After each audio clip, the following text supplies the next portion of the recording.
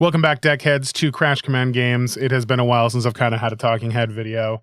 As I explained in the podcast, been pretty wild for me in this month or so. Winter seems to be a crazy month. It is crazy. That's not the point.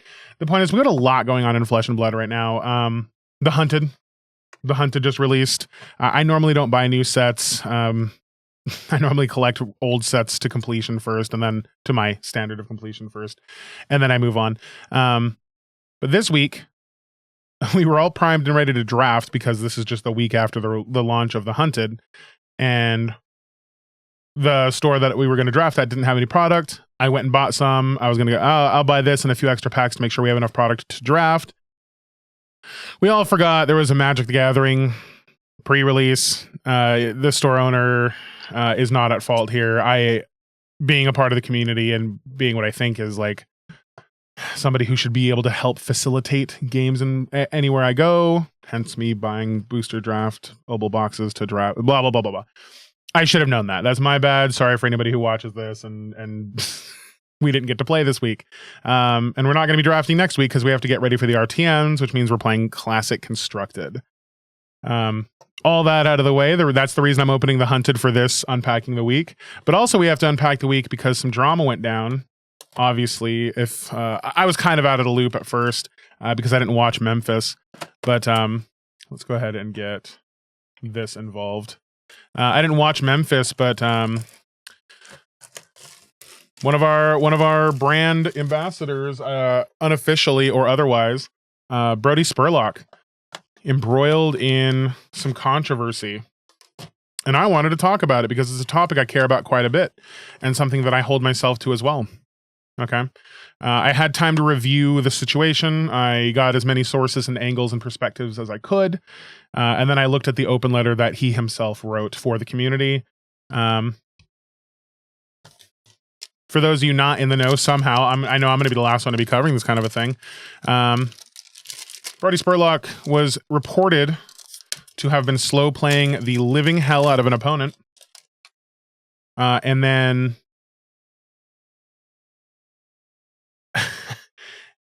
having been, we'll set up the play. It was a Command and Conquer being played.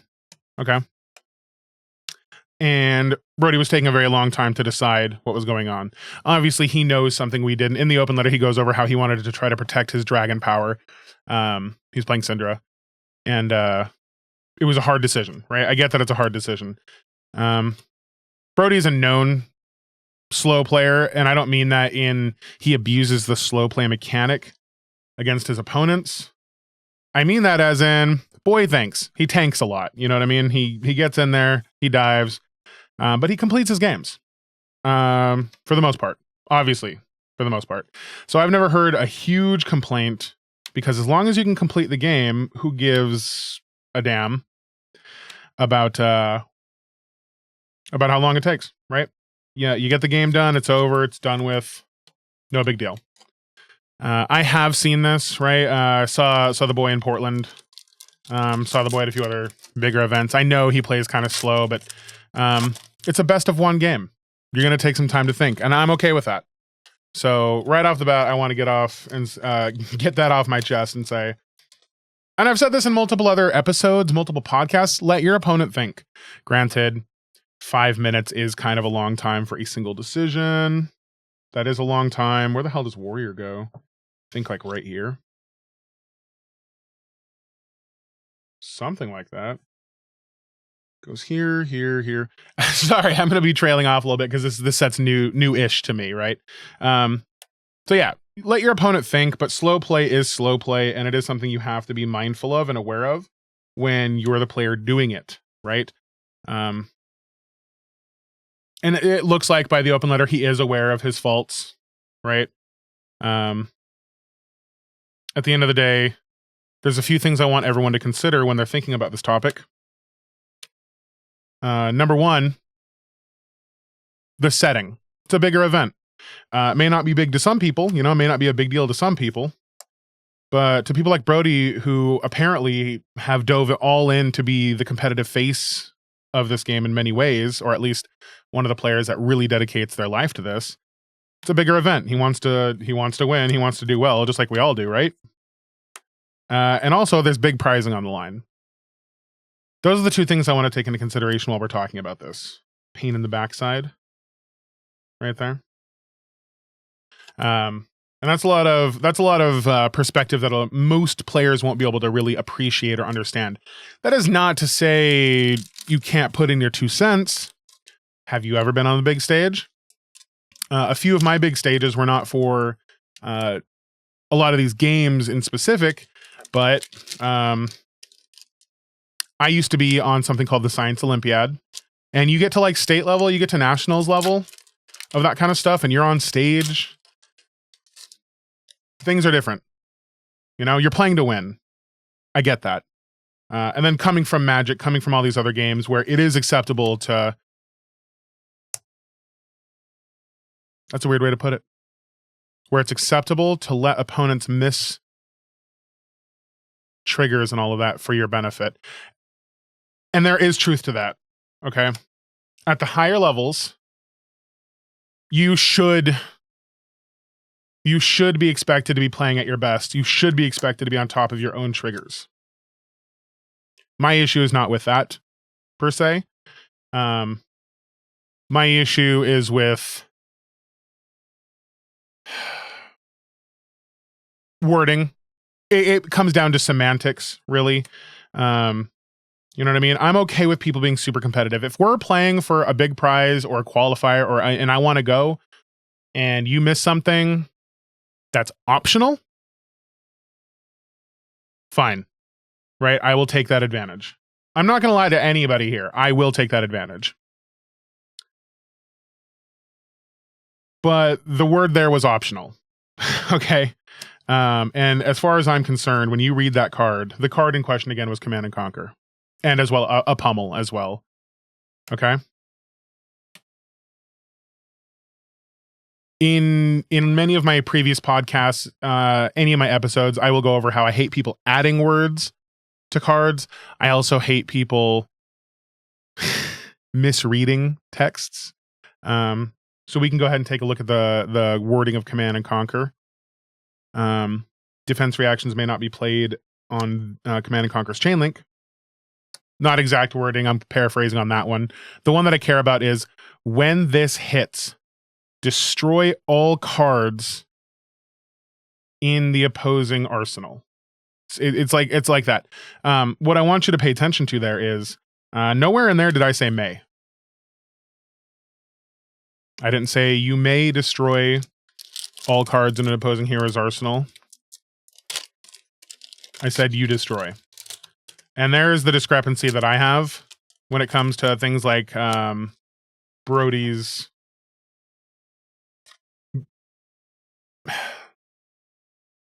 That sucks to say, because I do like the kid. He's very excitable. I enjoyed watching him play. I watched him have a triumphant moment of cashing in some tickets and using Teklavas and Marvels as a playmat. Like, it's very fun times. But that is not an optional. It's just not an optional trigger. But I guess there is one of my local players, respect them very much, pointed out that the trigger is when, not you may. So, because the card says when this happens, do this. When X, do X. When X, do Y, right? That's the trigger, and that's very missable. I disagree. I believe if it says when X, do X, that's a game state trigger. That has to happen. For the better or the worse, right? So, like, if you don't want to destroy their arsenal for whatever reason, too bad. You have to do it, right? That's how I see that. But most of the time, obviously, it's beneficial to destroy the arsenal. That's not the point. Point being, there's no may. Now, as soon as I see the word may, interpretation's up. If they miss it, they miss it. You know, because they technically would have advanced the game state and chosen not to have done the thing, whether consciously or not. That's what I'm saying is the difference here. That is my big problem. And then, so now we've established that my primary problem is that Brodie Spurlock chose to ignore the trigger of Command and Conquer. I could be wrong here. I'm going to go over this is another point in time. Every time something like this comes up, like the UK thing, this thing, whatever, I want to go reread the comprehensive rules, make sure I have a complete understanding. Unfortunately, I'm making this video before I do that. We'll find out. We'll find out if I'm wrong. And if I'm wrong, please let me know in the comments. Just cite the rule, cite the ruling number. And I'll get that knowledge and I'll thank you for it. I will thank you for pointing it out if I'm completely incorrect here. But, it just says when this hits destroy. And in this instance, for example, the Command and Conquer did hit. The Command and Conquer was pummeled. And as far as I remember, pummel is also not an optional trigger. I'll just pull it up right now.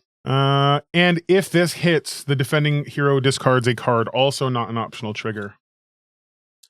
I do have an episode earlier, a really early on episode. It's called Defense Against the Shark Arts. Never thought it would apply to the guy writing articles about sportsmanship. But here we are. I do suggest you watch that video if you're a new player. It is a podcast, so it'll be a longer view. This is it's not a thinly veiled attempt of saying, dude, go watch something. But at the same time, I have made content about this exact thing. And it addresses the fact that this is a competitive game and you should be on top of your game if you're going to be playing at the higher levels. Did Brodie's opponent forget to remind him to discard and destroy the arsenal? That would be the argument as to why this doesn't matter. Unfortunately, like I said, these are mandatory effects. And that's the problem. It's just, come on, man. You forgot to tell me to do what the card said. Okay. And then a judge intervened and doesn't have the right to... And then a judge intervened and doesn't have the right to fix the game state or something. The reason this irritates me so much is literally in one of the last 2 or 3 videos that I posted. It is a Living Legend game with Chain and Prism. I noticed that I cheated. I did. I 100% did. My opponent hit me. With Herald of Judgment. On the next turn, I played some cards out of Banish. Did I say tough shit? We already did that? Nuh-uh, we already did it. You missed applying the trigger. No. I went back and I said, hold up. I dropped, I think I dropped, if I remembered exactly, I dropped my hand and I go, hold up. How far in the video are we? I say, hold up. We need to fix the game state. I fucked up. You hit me with Herald of Judgment. This play should not have been possible. And we sat there, figured out what needed to be done. And we righted my wrong. Foil Rotten Remains. Is that no, that's not an expansion slot card. We righted my wrong. I figured I could make the same play technically. Just instead of the Rift Bind in Banish, it was one from my hand. And my opponent would have taken 1 less damage. I make notes about that in the video. And I did my best to refix the game state. I don't think it ended up mattering in the long run. That's not the point. The point is, you just right your wrongs when they're mandatory effects. Right? The thing says when it hits, not when it hits you may. End of story. That really should be the end of the story. But it wasn't, unfortunately. And then I think Brodie ended up winning, which is probably what people really have a problem with. Like, if I'm being real, many people probably don't even care about the so much what happened as it is that he won afterwards. That's easily what's causing more fire and more heat to be drawn to the situation. Had he not won, people would just be questioning this and talking about it in a pretty civil manner. But I'm seeing so much wild shit calling for permanent bans on this player who's been... And I'm going to reiterate again, he has been a positive force on this game. I like the kid. I do. So you all can cut that shit out right now. You're talking about the spirit of the game, spirit of Flesh and Blood. I keep seeing all this shit being strewn all over the goddamn internet, a couple forums, some of the discords. Y'all need to shut up. All right. I'm just going to be super real. This is going to be my take. It's a competitive game. Edges are allowed to be taken. It's normal everywhere else. My problem is when it's a mandatory effect that's being ignored for the benefit. That's my problem, right? Like I said, my whole issue is going to stem from the lack of option, right? It's all in just the card doesn't say you may. That's my biggest hang up. We're all going to have different hang ups on this. Okay? But my hang up is that he took advantage of a non-conditional, like a non-passable trigger. I don't know how to really say that. A mandatory trigger, a game state action, right? Just so the way that it should have played out was not the way it played out. And then he just continued. I don't believe any of this shit. Brodie does not play fast enough for me to believe the rhetoric of, oh, then he fast played it and made it so that the game state advanced so it couldn't be. I don't believe that shit for a minute. I don't think he does that. Like I said, I've watched him play. I don't think he does that.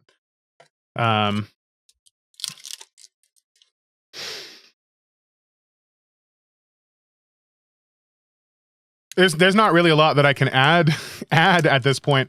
It's Brodie, it's fucked up that you did that you ignored a game state based action, and it's technically a trigger, but it's not a passable trigger. It's a mandatory trigger. You have to do it. I hate that you did that. I love that you owned the mistake and apologized for it. I hate that you argued against it. Multiple accounts say that you talked, and you do say so in your open letter, I believe. In Brodie's open letter, it does go over how he thinks, if I can explain this in a way that is in line with policy, then it's fine. That is some bullshit. That is some bullshit. That's loophole running. That's shark. That's the shark arts you're using right there. But like I said, many people won't understand your position. They won't understand that, you know, you got money riding on this.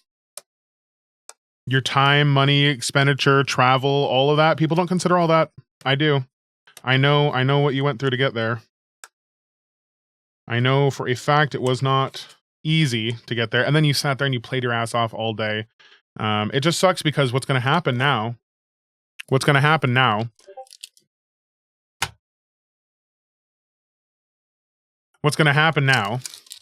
is people are going to put into question all of your plays.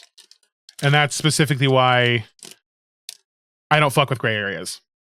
That's why even in a skirmish, even in a local skirmish, I'll say, hold up, I fucked up, I cheated. Let's go back and do this. This fucking, you know what, against the same player, the prison player, during the Hunted pre-release, same shit happened. I got super excited about opening up an extended art Shelter from the Storm, and I put that shit in my deck.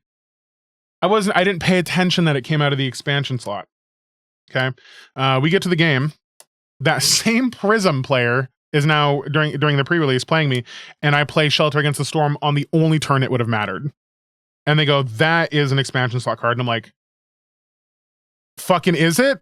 I didn't argue. I didn't say, no, I'm right. I didn't say any of that shit. I said, let's find out so I can take the proper action. We ended up finding out, fuck this card.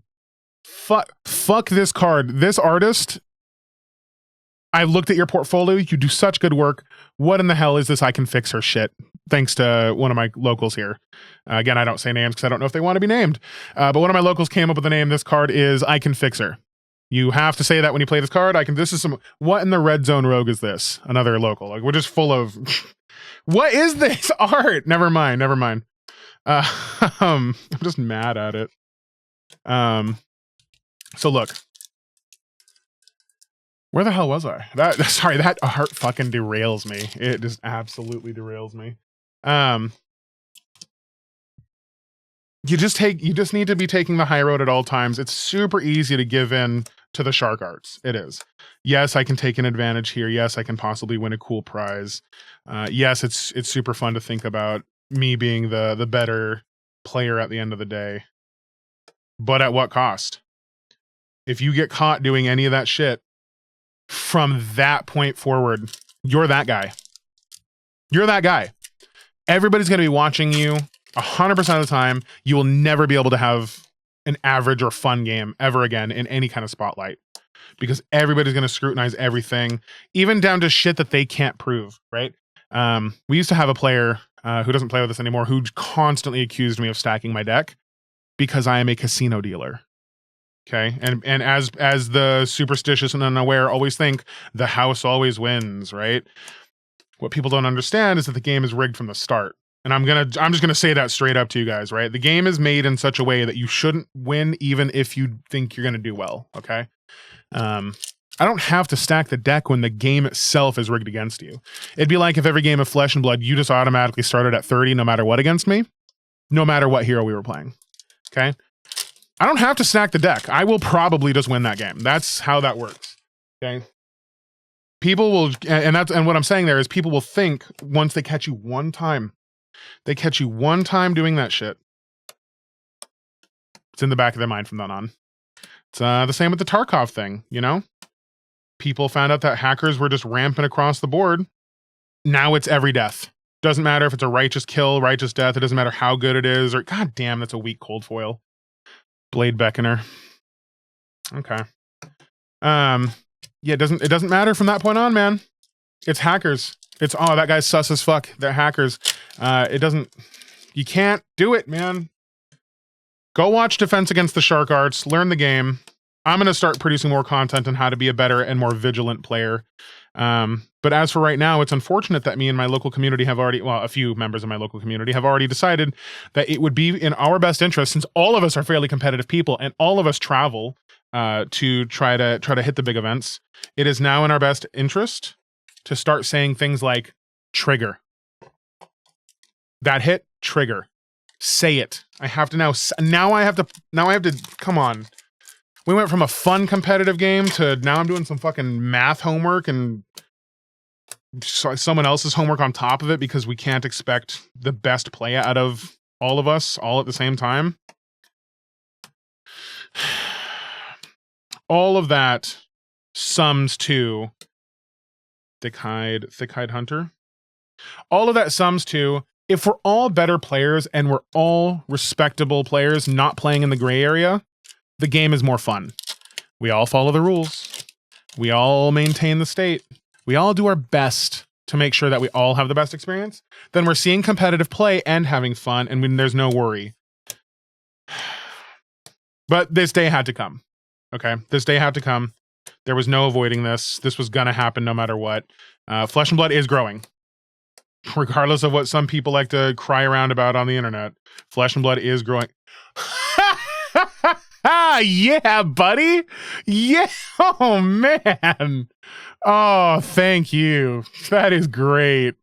That is a great fucking piece to open. That one's for you, Kevin, buddy. That one's for you. Oh, the luck. I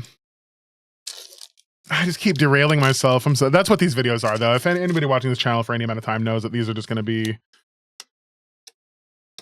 These are just rambling videos, all right? Not a lot of production quality, just me talking about what went on during the week. And just trying to figure it out, you know? I want to start using the Unpacking the Week as opportunities for any new... Because I'm seeing a lot of new views. It's not a lot for... YouTube. It's a lot to me. If you're watching this video and you're just following along for the ride and you just catch an idea from any of the topics we're talking about, tell me about it in the comments. Because I have a newer player who's got the right attitude and has been giving me some fairly decent criticism and ideas. And I want to start making videos based on suggestions as well. I feel like it's more interactive. And A Kiss of Death, that's pretty decent. And I think maybe that would be a good way to go, because I was kind of stalling out there a little bit right before the holiday. Obviously, competitive play is my bread and butter. Unpacking is fine and all that, but I'm going to be slower to the news than most of the other channels that like to keep up on this stuff.